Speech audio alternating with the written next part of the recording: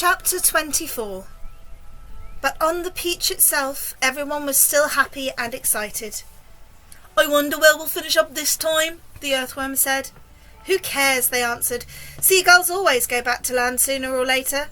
Up and up they went, high above the highest clouds, the Peach swaying gently from side to side as it floated along. "Wouldn't it be a perfect time for a little music?" the ladybird asked. "How about it, old grasshopper?" "With pleasure, my dear lady," the old green grasshopper answered, bowing from the waist.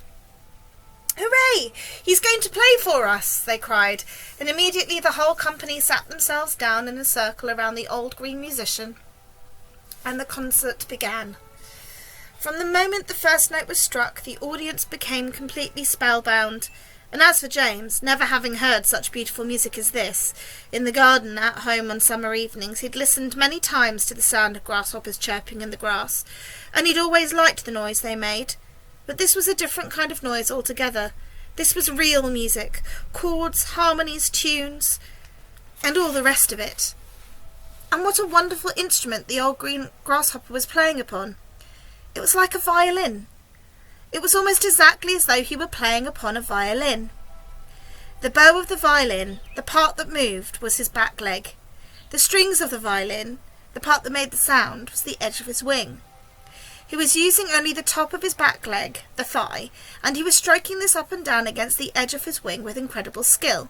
Sometimes slowly, sometimes fast, but always with the same easy flowing action. It was precisely the way a clever violinist would have used his bow. And the music came pouring out and filled the whole blue sky around them with magic melodies. When the first part finished, everyone clapped madly, and Miss Spider stood up and shouted, "Bravo! Encore! Give us some more!" "Did you like that, James?" the old green grasshopper asked, smiling at the small boy. "Oh, I loved it," James answered. "It was beautiful. It was as though you had a real violin in your hands." "A real violin?" the old green grasshopper cried. "Good heavens, I like that. My dear boy, I am a real violin. It's part of my own body." "Do all grasshoppers play their music on violins the same way as you do?" "No," he answered, "not at all. If you want to know, I happen to be a short-horned grasshopper. I have two short feelers coming out of my head. Can you see them? There they are. They're quite short, aren't they? That's why they call me a shorthorn. And we shorthorns are the only ones who play our music in a violin style using a bow. My long-horned relatives, the ones who have long curly feelers coming out of their heads, make their music simply by rubbing the edge of their top wings together.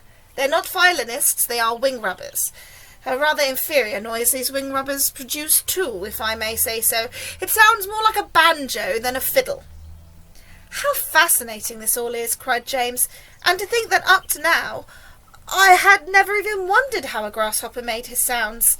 "My dear young fellow," the old green grasshopper said gently, "there are a whole lot of things in this world of ours that you haven't even started wondering about yet. Where, for example, do you think I keep my ears?" "Your ears? Why, in your head, of course."